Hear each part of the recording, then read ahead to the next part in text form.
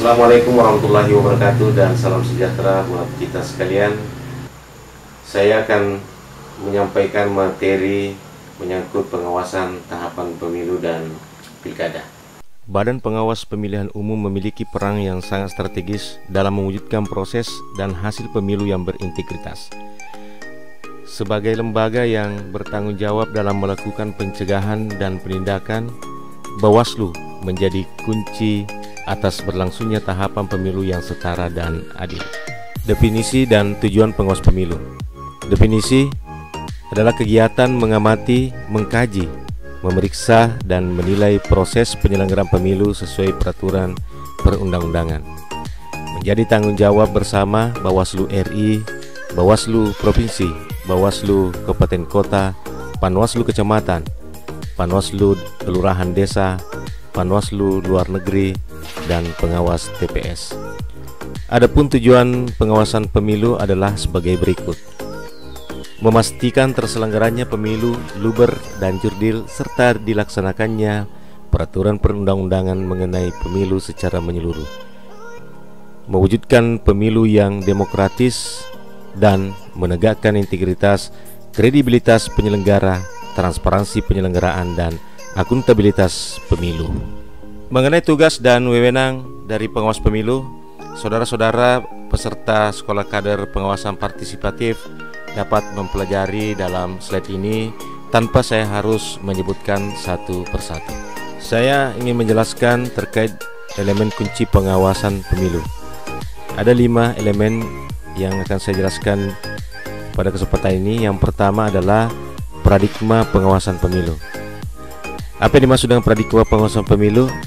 Yaitu cara berpikir yang utuh, tidak parsial, memandang untian proses sebagai sebuah kesatuan. Pemahaman atas proses dari penyelenggaraan pemilihan secara utuh menjadi prasyarat keberhasilan fungsi pengawasan. Elemen kedua adalah fokus pengawasan. Diletakkan berdasarkan potensi kerawanan yang paling berdampak pada terganggunya penyelenggaraan pemilu. Nah, dalam fokus pengawasan ini akan difokuskan kepada ketaatan penyelenggara pemilu, peserta pemilunya, tim kampanye, pemerintah, masyarakat, pemilih, dan semua pihak terhadap ketentuan peraturan perundang-undangan. Elemen ketiga adalah metode pengawasan. Tentu dalam menentukan metode pengawasan ini, Bawaslu harus mempertimbangkan organisasi dan anggaran pengawas pemilu itu sendiri. Dalam Perbawaslu nomor 21 tahun 2018, khususnya di pasal 5 ayat 2, dalam penyelenggaraan pengawasan, Bawaslu melakukan hal-hal sebagai berikut. Yang pertama adalah penyusunan standar tata laksana pengawasan. Yang kedua, pelaksanaan pengawasan tahapan. Yang ketiga, rekapitulasi dan analisis hasil pengawasan. Dan yang keempat adalah publikasi hasil pengawasan. Elemen keempat adalah pelaporan hasil pengawasan. Ada 4 poin yang disebutkan di sana. Yang pertama adalah formulir pengawasan model A. Artinya bahwa setiap kali pengawas pemilu melakukan pengawasan, maka harus menuangkan dalam formulir model A atau laporan hasil pengawasan, entah itu ada temuan ataukah tidak ada temuan. Yang kedua adalah laporan periodik. Ketiga, pelaporan berakhirnya tahapan. Keempat, laporan hasil pengawasan. Elemen kelima selanjutnya adalah partisipasi masyarakat. Di sini Bawaslu harus membuka ruang bagi partisipasi dan keterlibatan masyarakat. Lalu yang kedua, masyarakat secara sadar dan aktif terlibat dalam mengawal dan mengawasi jalannya proses pemilu itu sendiri. Adapun strategi pengawasan itu yang pertama adalah pencegahan. Ini dilakukan terhadap potensi pelanggaran pemilu dengan melakukan langkah-langkah dan upaya optimal mencegah secara dini agar pelanggaran tidak terjadi. Selanjutnya, penindakan dilakukan terhadap dugaan pelanggaran dengan melakukan tindakan penanganan terhadap temuan dan atau laporan dugaan pelanggaran pemilu. Yang terakhir adalah partisipatif, dilakukan melalui pelibatan masyarakat dalam pengawasan pemilu atau pengawasan partisipatif. Selanjutnya pelaksanaan strategi pengawasan sebagaimana dimasukkan dalam Perbawaslu 21 tahun 2018. Yang pertama, pemetaan kerawanan untuk menentukan fokus pengawasan. Yang kedua, kegiatan pencegahan. Lalu yang ketiga, pelaksanaan pengawasan. Dan yang terakhir adalah penindakan. Strategi pengawasan, yaitu pencegahan. Pertama, sosialisasi kepada para pemangku kepentingan tentang peraturan pemilu dan pilkada beserta sanksinya. Kemudian partisipasi, yaitu mendorong semua pihak untuk berperan aktif mengawasi proses penyelenggaraan pemilu. Peringatan dini, menyampaikan peringatan kepada seluruh pihak yang terlibat dalam penyelenggaraan pemilu. Kemudian law enforcement, mengingatkan secara tegas kepada seluruh pemangku kepentingan tentang aturan dan sanksi terhadap pelanggaran apabila terdapat kecenderungan atau indikasi awal pelanggaran. Mengajukan nota keberatan secara tertulis dan terbuka apabila KPU dan jajarannya tidak menindaklanjuti teguran, peringatan, dan rekomendasi Bawaslu. Publikasi, melakukan sosialisasi langkah-langkah penindakan yang akan dilakukan oleh pengawas pemilu, mempublikasikan melalui media massa tentang kecenderungan atau indikasi pelanggaran. Tahapan pengawasan, ada dua garis besar. Yang pertama adalah tahapan persiapan, yang kedua adalah tahapan pelaksanaan. Khusus untuk Bawaslu dan jajarannya, dalam tahapan persiapan dimulai dari perencanaan program dan anggaran, penyusunan peraturan Bawaslu, sosialisasi peraturan dan pencegahan pelanggaran, bimbingan teknis, dan dalam tahapan pelaksanaan dimulai dari pembentukan pengawas ad hoc. Selanjutnya, pengawasan pemutahiran dan penyusunan daftar pemilih. Selanjutnya, pengawasan syarat dukungan calon perseorangan untuk pemilihan kepala daerah dan wakil kepala daerah. Pengawasan pendaftaran, penelitian, dan penetapan pasangan calon. Pengawasan kampanye. Pengawasan hari tenang. Pengawasan pemungutan dan penghitungan suara. Pengawasan rekapitulasi suara. Penyusunan laporan hasil pengawasan. Berkaitan dengan materi yang saya bawakan, saya mencoba memaparkan beberapa potensi pelanggaran yang mungkin terjadi dan perlu diawasi secara ketat. Yang pertama adalah jajaran KPU tidak melaksanakan rekomendasi pengawas pemilu tentang pemutahiran data pemilih, coklit tidak datang langsung ke warga, black campaign, pelibatan ASN kepala desa dalam kampanye, pencoretan paslon akibat dualisme pengurus parpol, pemasangan alat peraga yang sama dengan KPU. Maksudnya adalah tim atau pasangan calon membuat alat peraga yang sama dengan KPU padahal sudah dibuat dan ditetapkan oleh KPU. Selanjutnya, penggunaan fasilitas pemerintah dalam kampanye, kampanye di luar jadwal, politik uang, penyelenggara pemilihan tidak netral, intimidasi dalam pemungutan suara. Itulah sekilas gambaran potensi kerawanan atau potensi pelanggaran yang akan terjadi, yang bakal terjadi. Saya mencoba mengidentifikasi titik rawan atau fokus pengawasan dalam 3 tahapan yang paling rawan terjadi pelanggaran, yaitu di pendataan dan pemutahiran data pemilih, kampanye, dan proses pemungutan dan penghitungan suara. Fokus pengawasan pada pendataan dan pemutahiran data pemilih. Data pemilih dari pemilu ke pemilu masih saja menyisakan banyak persoalan-persoalan.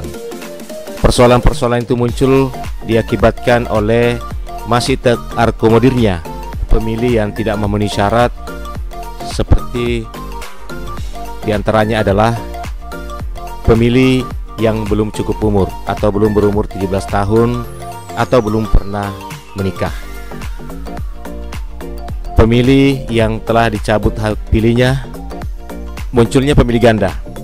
kegandaan ini bisa terjadi adalah ganda dalam satu TPS, ganda antar TPS dalam wilayah desa kelurahan, atau ganda antar kecamatan, bahkan antar kabupaten.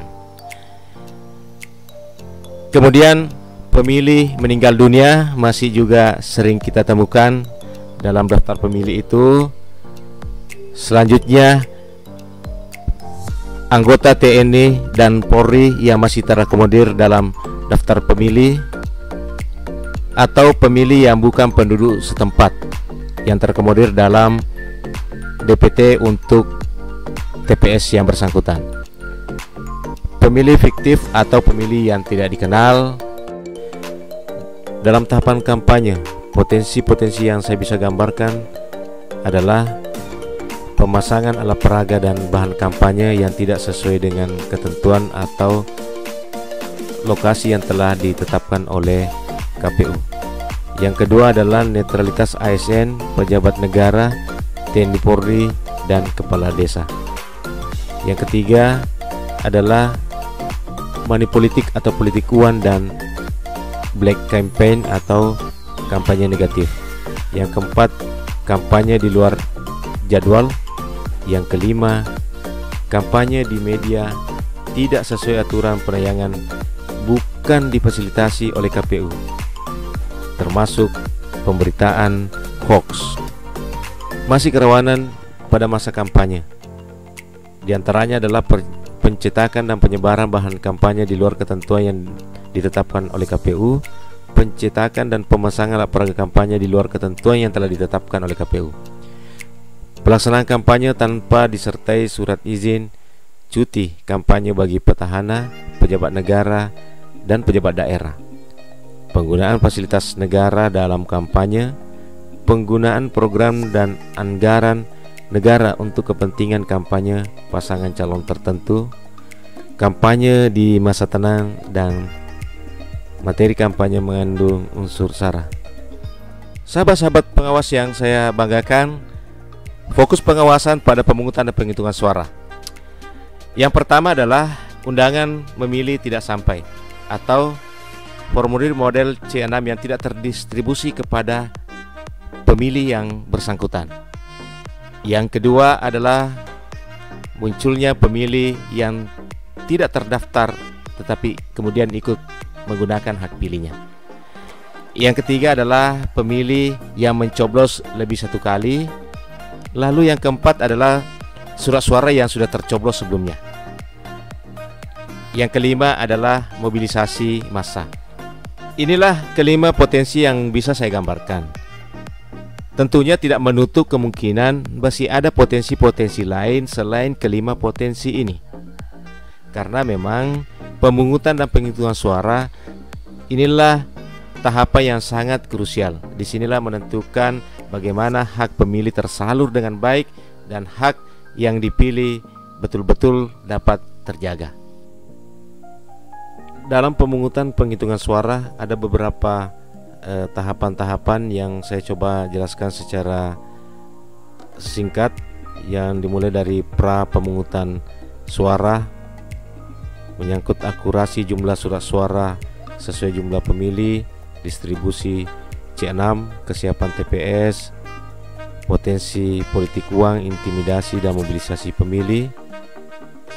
Kemudian pada tahapan pemungutan suara, pengecekan jumlah surat suara dan kelengkapannya oleh KPPS, potensi pemilih memberikan suara lebih satu kali, potensi KPPS mencoblos kelebihan atau sisa surat suara, potensi politik uang, intimidasi dan mobilisasi pemilih.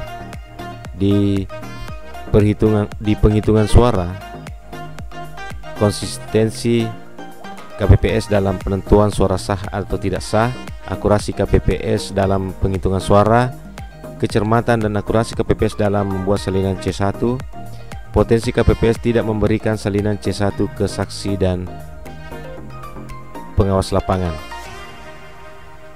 Dalam pergerakan surat suara, potensi-potensi yang bisa muncul adalah pengamanan atau penyegelan kotak suara, keamanan dalam pengiriman kotak suara. Dan pada saat rekapitulasi suara, Potensinya adalah penayangan C1 ketika direkapitulasi di PPS yang kadang tidak dimunculkan, kemudian manipulasi dalam rekapitulasi suara. Di tahapan rekapitulasi hasil penghitungan suara, saya mencoba menggambarkan 3 potensi. Yang pertama, ketidakpatuhan pada mekanisme dan prosedur, kesalahan penyimpanan formulir C plano, kemudian manipulasi suara. Itu barangkali materi yang dapat saya sampaikan pada kesempatan kali ini. Mudah-mudahan ada manfaatnya buat kita sekalian.